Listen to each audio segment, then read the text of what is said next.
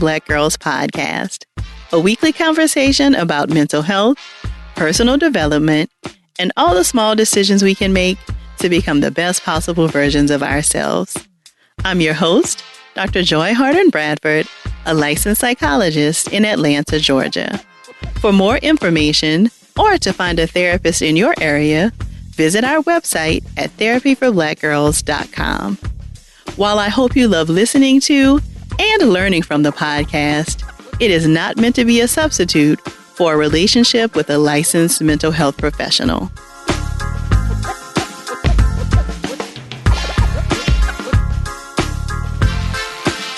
Hey y'all, thanks so much for joining me for session 254 of the Therapy for Black Girls podcast. We'll get right into the conversation after a word from our sponsors.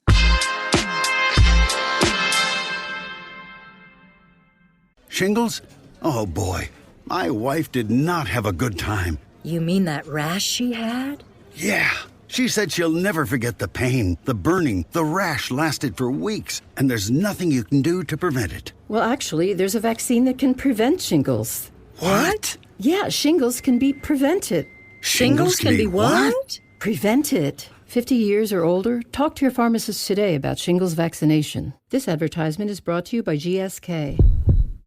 Hi, I'm Eve Brodsky from Hello Sunshine, author of the New York Times bestseller Fair Play and Find Your Unicorn Space, and activist on the gender division of labor. And I'm Dr. Aditi Narukar, a Harvard physician with an expertise in the science of stress, resilience, mental health, and burnout. In the first season of our podcast, Time Out, we're taking you on a journey to set boundaries at work and at home. Have the hard conversations, embrace your curiosity and creativity, and so much more.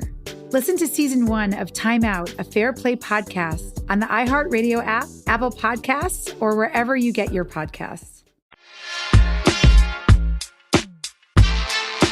Today's episode of the podcast is not only exciting because of the great conversation I'll be sharing.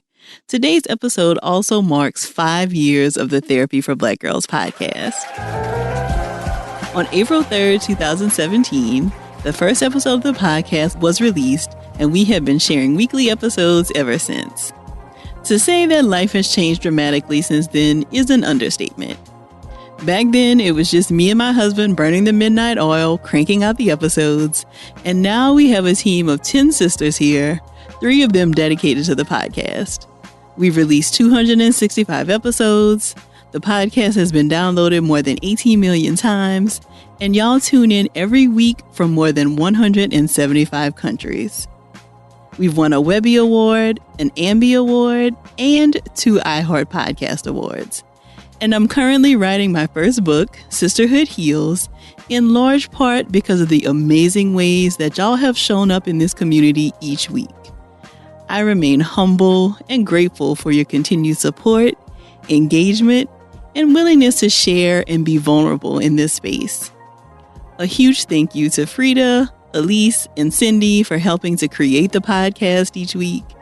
Thank you to my husband Dennison for continuing to burn the midnight oil with me and for always making us sound so good. To the team at iHeart for your support, and to all of you for tuning in and sharing. We could not have made it here without you. Thank you. So much of our adult lives are impacted by our work. For some, it can determine where we live, where our children go to school, and even what times we eat dinner. Additionally, the quality of our lives depends largely on who we work with, which is why our work experiences should be improving our lives and not dampening them. In this week's episode, I speak with one of my former professors, Dr. Kecia M. Thomas, dean, professor, and expert in the psychology of workplace diversity. Our conversation explores the complexities of colorblindness in the workplace, overt and covert signs of workplace discrimination, and the critical research on diversity resistance in the workplace. If something resonates with you while enjoying our conversation, please share it with us on social media using the hashtag TBGInSession. Or join us over in the Sister Circle to talk more in depth about the episode. You can join us at community.therapyforblackgirls.com. Here's our conversation. I'm so happy to chat with you, Dr. Thomas. Thank you so much for coming on the show. Happy to be here and happy to catch up with you, Dr. Joy. I know it has been some time. For those of you who don't know, Dr. Thomas was one of our professors at the University of Georgia. So she has known me for a very long time. So it's always such a pleasure to chat with people who I've known in other areas of my life. And so, Dr. Thomas, I would love for you to get us started just by talking about how you came to focus on workplace diversity as your research, and why do you feel like the research that you've been doing is necessary? Sure.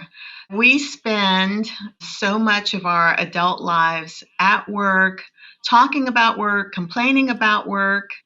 I learned very early on that my dad's work kind of infiltrated all different aspects of my life, right? It determined where we live, where I went to school, even what time I ate dinner because he worked a second shift job.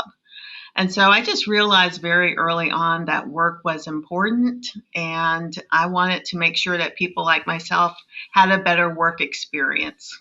And so, what has your research found specifically about Black women in the workplace? So it's so complicated because as someone who focuses on diversity in the workplace, oftentimes what we will discover when we use a more intersectional analysis of our data is that whatever is going on in the workplace will impact Black women the most, right? So if there is a negative climate for diversity, Black women are going to kind of demonstrate those effects or manifestations first. If I'm looking at how to recruit more people of color and women into corporate America, I'm going to find out that Black women are the most sensitive detectives when trying to uncover what an organization's culture is really about. And I think in my most recent empirical work around diversity ideologies in organizations, such as colorblindness and multiculturalism, we found in a field study that colorblindness, white colorblindness, was a very negative experience for workers of color to the point that it led to their disengagement. Now, subsequent researchers have also found that colorblindness in organizations demonstrates or it seems to signal like a low value for diversity, that someone's going to feel at risk for discrimination and harassment, and they will not feel as though they will perform as well. And for Black women in particular, field data has further demonstrated that they don't perform as well in those environments. So we're always the one to show the effects the most. So, Dr. Thomas, when you refer to color blindness in a workplace, what are you meaning? Yeah, so people of my generation, Gen Xers, and perhaps older, grew up in a society that told us that we shouldn't notice difference, right? That we're all the same. It doesn't matter if you're purple, green, or blue, which of course is a problem. You shouldn't at least ever acknowledge that you notice differences, because if you were to notice them, then that means you could act upon them in a negative way. But the reality is, of course, we notice skin color differences and gender. Those are the first things that we notice. And saying that we don't notice differences doesn't mean that we don't act upon them. If anything, it seems to give people license to engage in discriminatory and harassment behavior without fear of being called out upon it. So that's what I mean about colorblindness. I think in organizations, those who use colorblind systems are ones that attempt to treat all people the same. But we know that treating people equally sometimes reinforces the disparities that they come into the organization with.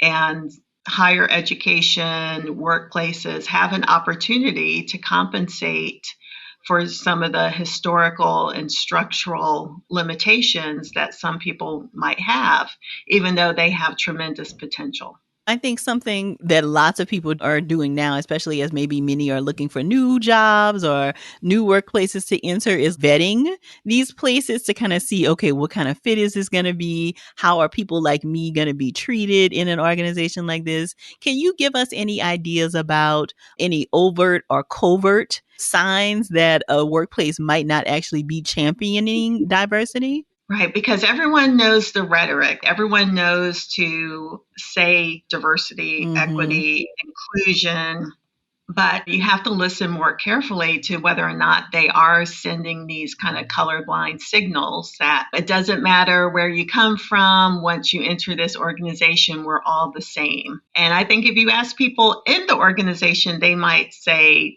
different. So I certainly look out for colorblind messages. I also look out for what can I find out about the diversity in that organization by gender, by race, by nationality, if those data are available. And then I want to know, where is the diversity located, right? So is it only at the lowest levels of the organizations? And if there are people of color in leadership, are they people who rose up in the organization, who developed and were able to grow their careers, or were they people who were brought in from the outside? Those are two very different messages around how does this organization see leadership. Because if they're not growing people from the inside, it makes you wonder where there's a lack of investment.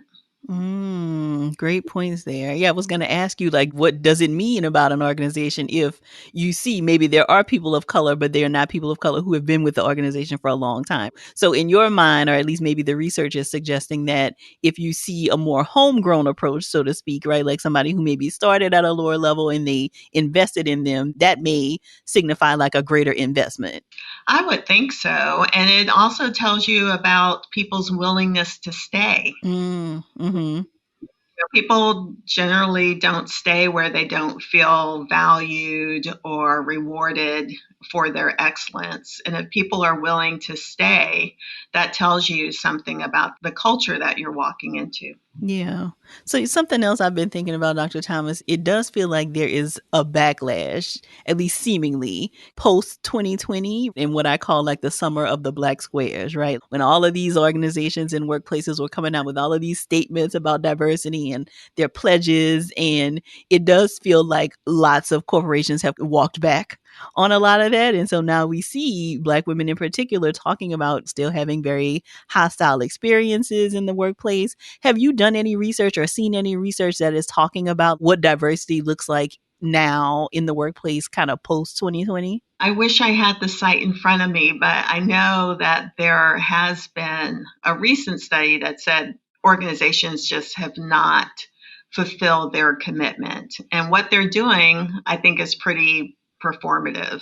In the second volume of Diversity, Resistance in Organizations, we talk about performative diversity as focusing on setting up these DEI offices and putting the most liked person of color in charge without any kind of education, training, or experience to really lead in that area, or putting individuals in these DEI officer roles who don't report directly to the most senior leader, the CEO or the chairman of the board, not giving them the resources, financial or human resource, to really carry out their message. I think other things that are happening is that, unfortunately, we focus a lot on training without understanding the climate for training transfer, right? So any kind of IO psychologist will tell you it's not enough to simply train someone in a new technique or a new piece of equipment. You have to make sure that once they return back to their workplace or their department, that they actually are rewarded and supported in using what they've been trained on. But oftentimes when we do DEI training, we might be there alone. Our coworkers haven't received the training. No one's holding us accountable to use the training, and no one's really giving us the support or reinforcement to use it. So standing up training as a strategy to be a DEI leader is just simply not enough. And I would say performative. Mm-hmm. So you use a term that I don't know that I'm familiar with, diversity resistance, and it sounds like it's the name of your book, but it also is a term. Can you say more about what diversity resistance is in the workplace? Sure. My grad students at Georgia and I started doing this work probably in the late 90s, and the first book came out around '08. And so we define diversity resistance as institutional or interpersonal behaviors intentionally or unintentionally interrupt the opportunity for diversity to be an asset to an organization. There are these different justifications for why organizations need to think about DEI. There is a moral social justice justification. It's the right thing to do. But then there's also folks in management who do work around, if you're focused on DEI, it's going to help you gain a greater market share of consumers or people who will buy your services. If you're recognized as a DEI leader, such as the best place for working moms, your stock prices can shoot up by being celebrated. Recently, a group of social psychologists, Stark et al., revealed that when you compare those justifications for diversity, it's really the moral argument that benefits underrepresented groups. So they compared the use of those arguments in higher ed settings. In the moral social justice argument universities, you see the achievement gaps between white students and students of color decreasing. But the opposite is true when those higher ed institutions are trying to use an instrumental argument for diversity, like it's going to make us more innovative. It's a compelling interest because it makes us better decision makers and more creative. So we really do need to reinforce the social justice and moral argument for why we attend to these issues. And back to your earlier point around some of these trainings being performative, what approaches have you seen be more effective than like the one-off trainings that can sometimes not really be in service of the organization? The first lesson is that it always begins with leadership. So the most senior person in power has to make DEI a priority and a value of the institution. And then it has to subsequently infiltrate every aspect of their leadership, how they recruit people, how they select them, the criteria that they use to identify people to develop and to promote subsequently. It can't be a standalone conversation. It has to be a part of every conversation that the senior leader and those who follow that person have with their followers.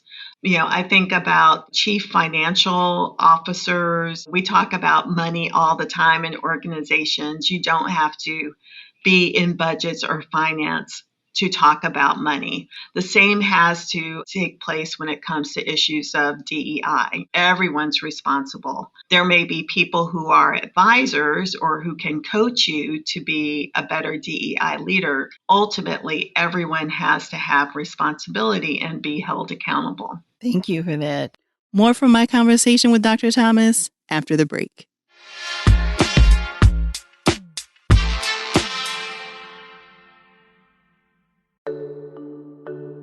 Hi, I'm Eve Rodsky from Hello Sunshine, author of the New York Times bestseller Fair Play and Find Your Unicorn Space, and activist on the gender division of labor. And I'm Dr. Aditi Narukar, a Harvard physician with an expertise in the science of stress, resilience, mental health, and burnout. Our time is our most valuable currency, and yet we've been taught from birth as women to give it away for free. Never has that been more apparent than in the past 2 years. Well, it's time that it stops raining on us. In the first season of our podcast, Time Out, we're taking you on a journey to set boundaries at work and at home. Have the hard conversations, embrace your curiosity and creativity, and so much more. This podcast is a place for all people to take a time out. All episodes of Season 1 are available now. Listen to Season 1 of Time Out, a Fair Play podcast on the iHeartRadio app, Apple Podcasts, or wherever you get your podcasts.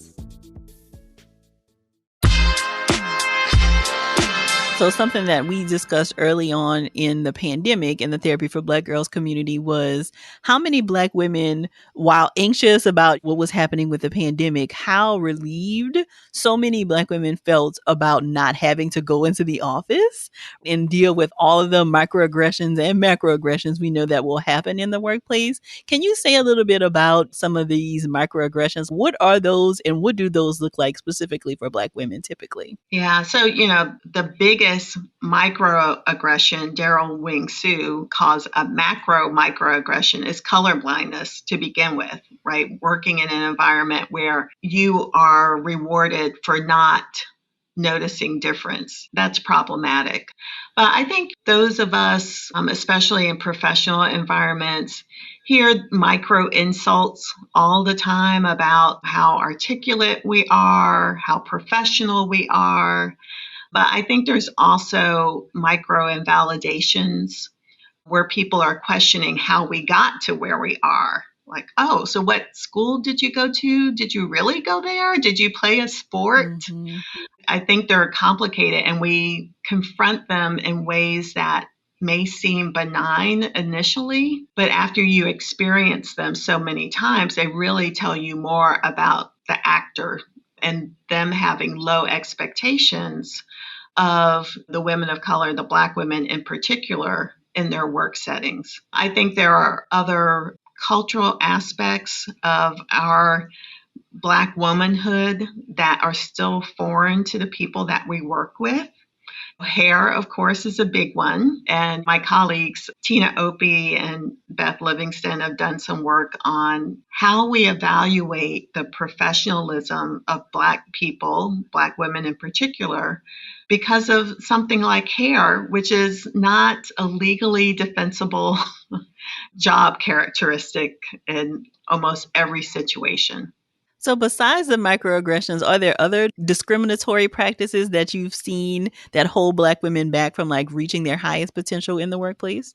Oh, there's, significant exclusion that Black women face across different industries, lack of access to mentors who provide both psychosocial and instrumental support, lack of access to networks which provide the informal information you need to really navigate your career and your workplace, and then lack of access to sponsors.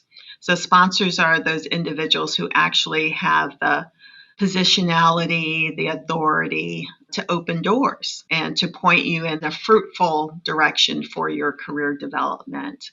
In fact, when I was still at Georgia, I was giving presentations to the Atlanta DEI community. I had a senior leader at one of the big utility companies talk to me after one of the presentations and said he wanted to provide a corporate gift to my lab because he had seen so many really high-performing Black women get poached from his organization and go to some of their competitors. And so I asked him what he thought was going on, and it was really similar to what we could imagine was going on based in the literature. And he said, they were alone. No one would mentor them. White women wouldn't mentor them. Often they were a source of competition. The Black men above them did not mentor them. And I think David Thomas, who's now president at Morehouse, would say that there's likely some taboos there that impeded Black men from reaching out to Black women to mentor them. So they were almost always on their own. And so they were vulnerable to being recruited by other organizations. And he really wanted help in understanding what they could do as an organization to better retain those women.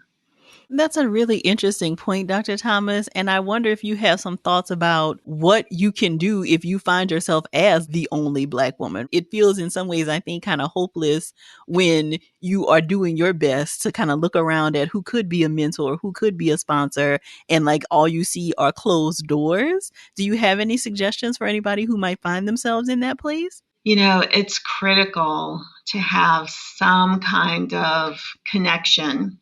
And I think if that's your experience in your workplace, you have to take the best out of the situation and understand that you may only have connections with them between 9 and 5. And during 9 to 5, it may only be around certain tasks or certain responsibilities. So you take what you can get out of that experience. But I think it's also really critical to form more deep, trusting, respectful relationships with people outside of our organizations, perhaps who work in the same industry, or who work in a different location of the organization that we're employed at, and find some deeper connections, hopefully with other Black women or women of color, but ultimately with people who are invested in your success and in your growth. I think we all need mentors, and my literature says we need a constellation of mentors, and it's really critical that you have mentors of diverse groups, because I feel as though most Black women who are senior, certainly the folks that I collaborate with the most, almost all of us would say that we had white male mentors who helped to elevate us in very unintentional ways. And there's even some research demonstrating that having a white male leader has a financial premium tied to it.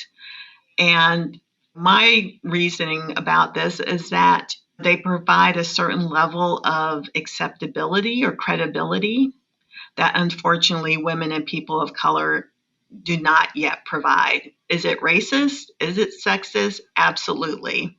But the reality of the situation that I think at least women in my peer group have often found that their ascent was in some ways helped by having a white male mentor or advocate.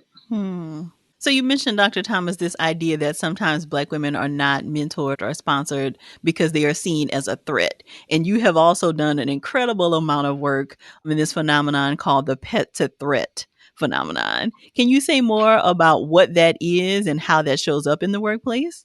Sure, definitely. And of course, I want to acknowledge that team that did that work. So it was myself, Juanita Johnson-Bailey, your major professor, Rosemary Phelps, and then two of my former students, Drs. Lindsay Johnson and Mia Tran. And I will tell you how this began is that Dr. Phelps and Johnson Bailey and I were participating in HERS, which is the Higher Education Resource Service, which is basically a boot camp for women leaders in academics. So we were in this year-long program, and we would travel up to Wellesley College about once a month with all these high potential women, and we would have conversations during breaks or over meals about our career experiences. And then one night we were kind of debriefing among ourselves, and we were hearing some of the same things over and over again. Some of our younger colleagues often talked about feeling belittled, that they were treated sometimes as though they were a daughter of their male colleagues. And I remember one woman, she was in physics and she was the only woman in her department. And she was saying how the men in her department would say, "Oh, you remind me of my daughter." And a few times we would hear that people felt as though they were really being pushed out and kind of celebrated, but not necessarily for the knowledge, skills, and abilities that they were bringing, but more because they brought diversity with them. They changed the composition of their work group or their department. And then more senior women, we heard that they were also isolated. They were usually the first of their kind or one of a kind. But their experience was a little different in that they felt as though they weren't receiving the same rewards and recognition as their male peers, that some of the accomplishments that they had were not celebrated in the same ways as some of their predecessors. And they were frustrated about this, right? Because they had done all the things that they were supposed to do and then not getting the same reward and recognition. And furthermore, they started talking about their support systems eroding, family relationships, romantic relationships, mentor relationships. And then subsequently feeling like even when they ascended to positions of authority and leadership, or even became experts in a particular area, that expertise and that leadership was challenged. And they talked about being treated as though they were threatening. And so as we were talking about this, I said, it's like you go from pet to threat. And that really, I think, describes what the experience is like for being severely underrepresented in your industry or in your workplace, and trying to navigate other people's expectations of why you're there, who you're supposed to be, and what the future might look like in that industry or in that workplace. So incredible. I appreciate that backstory. I don't know that I had heard how that term came to be. And, as psychologists, right, I think we are both fascinated by the why. And so I'm wondering if you can say a little bit about like why high achieving Black women become threats. What is it that happens in the dynamic in the relationship that causes us to then be seen as threats to people? I think much of the why, and we're starting to see this occur in other areas, is the challenge we represent to the status quo, right? The challenge we represent to how things have always been, what you could expect in the future, what you could count on. So we physically represent a difference, and then our voice, our perspectives, our priorities then subsequently might also be different, and it becomes too much. I honestly think this kind of challenging of the status quo is a lot of it. And let's not forget that there are still people who hold on to the misbelief that we have positions and titles because we have benefited from some unfair form of affirmative action or preferential treatment. It is unfortunately so often where people are just blown away that I got a PhD like 30 years ago. And they just cannot wrap their heads around us as a group engaging in higher ed, getting experiences, traveling internationally, managing large budgets, managing people. It still is unfortunately foreign to them. So I'm wondering, Dr. Thomas, if you have any quotes from your research that you can share about Black women's experiences going from being a pet or a protege at work to turning into a threatening force. Sure. So I have one pet quote I would like to share. This is a person who was a clinical faculty member. And she says, I was put out front on many issues, but not given the responsibility. What I call to be seen but not heard. I would have my projects or contributions given to other faculty as soon as they became successful. I even had a grant project funded by X written up in a university newsletter without my name attached. I was expected to both support and do whatever as necessary for minority students in the program, and expected to withdraw support if majority faculty wanted it. Of course, I would always do the former, but not the latter. I have had information and support withheld from me even when I've requested it. I've had faculty want to be seen with me in order to gain what I call diversity social capital. This is also something that majority students have done. They, of course, are not wanting to do the work necessary to be culturally competent. Yeah, that feels so exhausting, right? Because you're already doing the work of like, you're trying to do your job, but then there are all these things that you didn't necessarily sign up for that then come with the work too, that just leave you, I think, feeling drained. Yeah, it's that cognitive demand of trying to predict how people are going to respond and be on target with your work responsibilities, but not also have them derail your being successful in your work or your growing in your career. So I have another example of a threat that I can share. At my last academic position, I was the first person in the history of my entire college to win a competitive early career award. My, in quotes, female department chair did not announce it. Other department chairs, men, were the ones who actually made a big deal about it. This year, I received a major research award, but it was not announced to my current college, unlike other grants earned by other people. I was told it was too small to count. And I think that's a common experience. Whatever it is we do, it's not going to be good enough, even when it exceeds what others have done. And again, when we heard that not getting the same reward and recognition, I feel like that quote represents the lack of acknowledgement and reward, but it also demonstrates the lack of allyship by her female chair.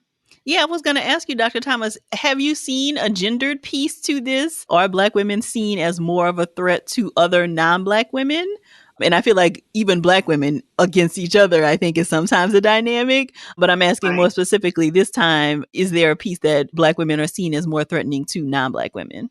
Well, I think certainly in the more public, the LinkedIn responses, the Twitter responses, seeing a lot of Black women talk about the disappointment of their advisors and mentors who are women not supporting them, but also the incredible letdown when your Black female mentor starts to separate from you for whatever reasons. I think my colleagues Ella Bell and Stella Nkomo, who are my heroes, do incredible work talking about the relationship between Black and white women in the workplace, which is the last taboo, and trying to understand the experiences of Black women.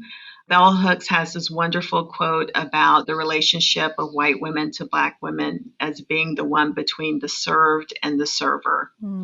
And challenging that dynamic in the workplace and expecting to be treated as a peer or in many cases as a superior, I think creates really unique and difficult challenges for African American women. Because oftentimes there's not going to be another Black woman that you can go to. Your inclination is to reach out to other women, but if those other women are all white, that creates a whole other historic and social dynamic to try and navigate. Yeah. More from my conversation with Dr. Thomas after the break.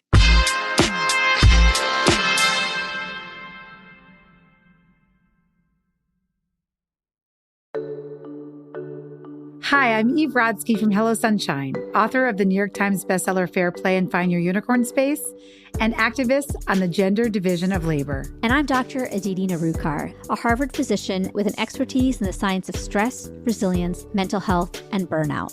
Our time is our most valuable currency, and yet we've been taught from birth as women to give it away for free. Never has that been more apparent than in the past 2 years. Well, it's time that it stops raining on us. In the first season of our podcast, Time Out, we're taking you on a journey to set boundaries at work and at home. Have the hard conversations, embrace your curiosity and creativity, and so much more. This podcast is a place for all people to take a time out. All episodes of Season 1 are available now. Listen to Season 1 of Time Out, a Fair Play podcast on the iHeartRadio app, Apple Podcasts, or wherever you get your podcasts.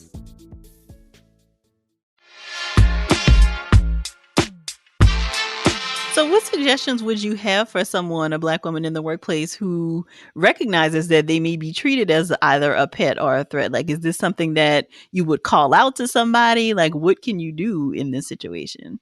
You know, we take on so much additional labor.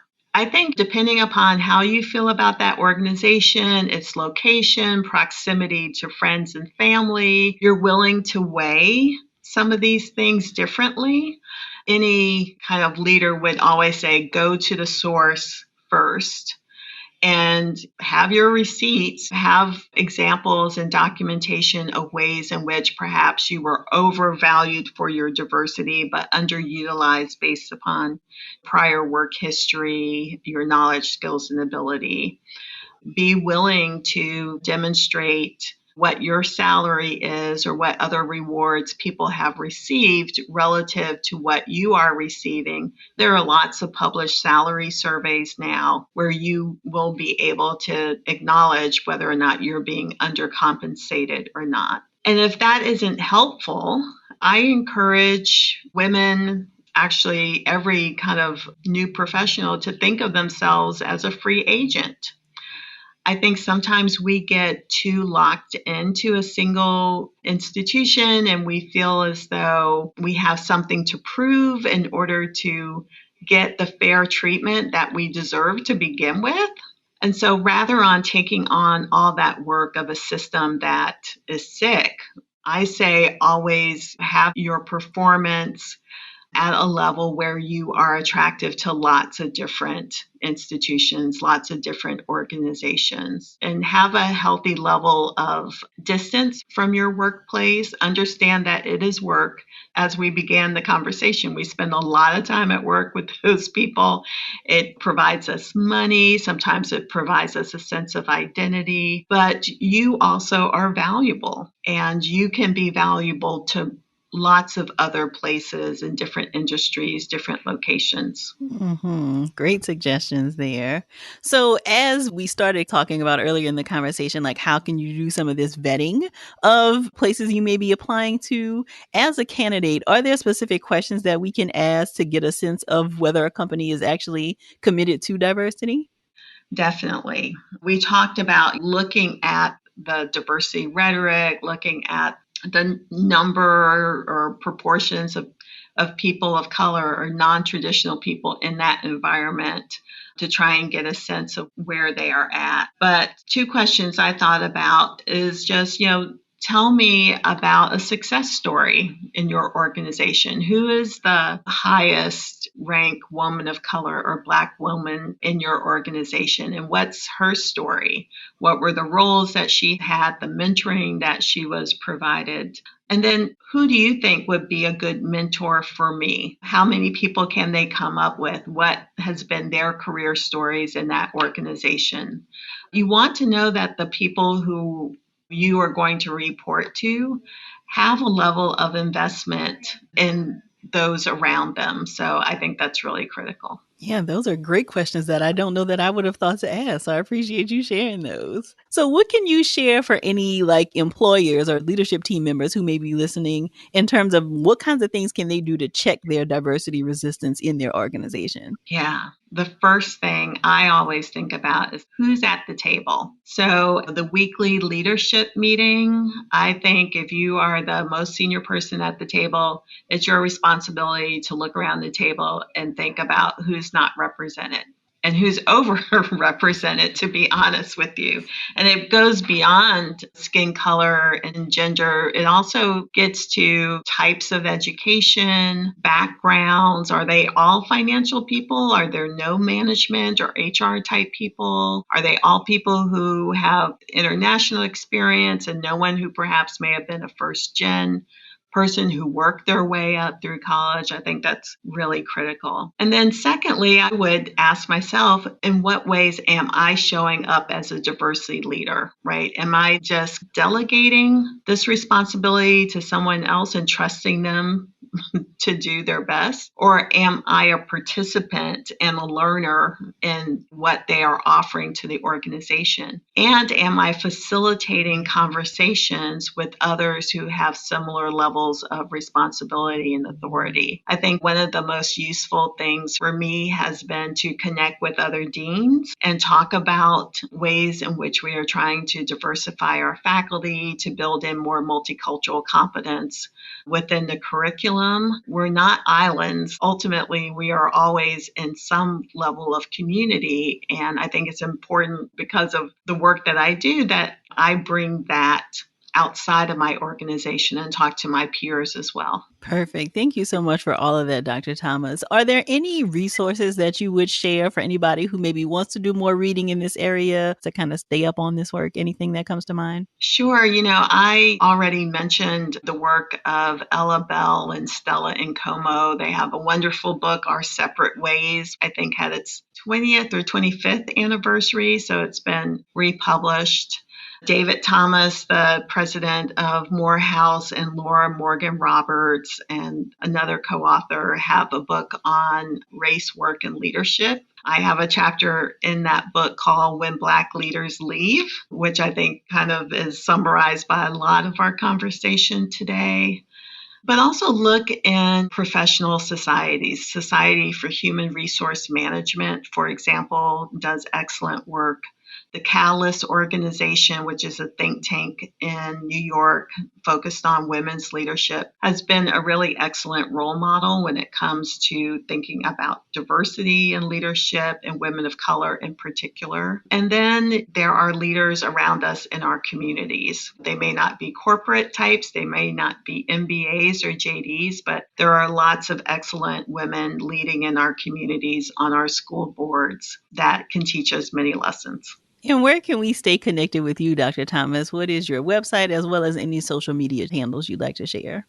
My website is not all that exciting because it's more about my role as dean at UAB, but I will direct you to my Twitter handle, which is Dr. Dr. Miss MISS Kecia, Kecia, Dr. MISS Kecia. And you can also find me on LinkedIn, Kecia, Kecia M. Thomas. And we will be sure to include all of that in the show notes. Thank you so much for sharing with us today, Dr. Thomas. Great to see you, Dr. Joy, as always. Thank you. I'm so glad Dr. Thomas was able to share her expertise with us today. To learn more about her and her work, be sure to visit the show notes at therapyforblackgirls.com/session254. And be sure to text 2 of your girls and tell them to check out the episode right now. If you're looking for a therapist in your area, be sure to check out our therapist directory at therapyforblackgirls.com/directory. And if you want to continue digging into this topic or just be in community with other sisters, come on over and join us in the Sister Circle. It's our cozy corner of the internet designed just for Black women. You can join us at community.therapyforblackgirls.com. This episode was produced by Frida Lucas and Elise Ellis, and editing was done by Dennis and Bradford. Thank y'all so much for joining me again this week. I look forward to continuing this conversation with you all real soon. Take good care.